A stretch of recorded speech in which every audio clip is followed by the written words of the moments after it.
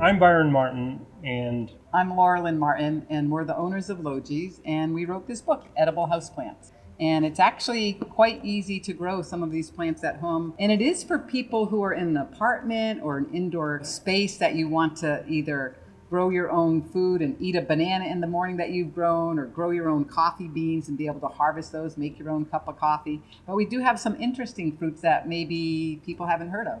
in writing this book, we accessed our collection of tropical plants that fruit, which is here at Logee's greenhouses. And it started in 1892, and one of our oldest plants in the greenhouse is a ponderosa lemon, which is really an awesome plant for containers and windowsill gardeners.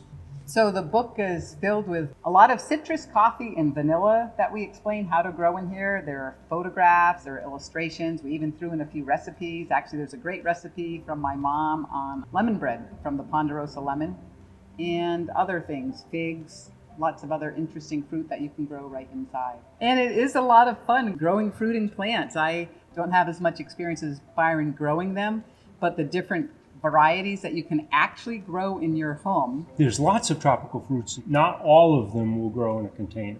And so that's the criteria. Can we actually grow these in a container, have them thrive given the environment, and then also will they produce fruit for us? A small plant like this finger lime isn't going to produce as much as a 15-foot tree, but they can be still quite productive. And if you have a small family, I think that's plenty of fruit for one family.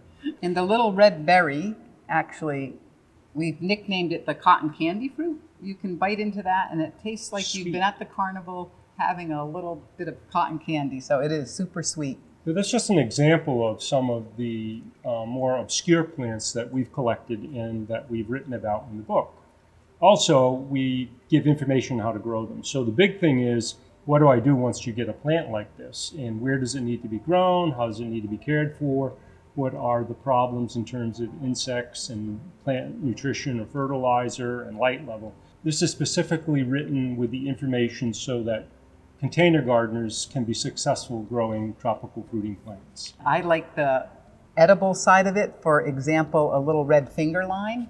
If you slice it down the middle and you open it up, you get juice vesicles that you can put in your salad or put in a drink. And that's been a lot of fun to experiment with that. And that's what this tree is right here, the red finger lime. And if you have any fruit lovers in your family or friends, it's a great gift for people. Or might I add, any gardener that may get inspired by it and venture into this world of tropical fruiting container plants. You can find this book wherever fine books are sold. It's Story Publishing with the Hatchet Group, and it retails for $19.99. And you can also get it from us at Logee's, at logees.com.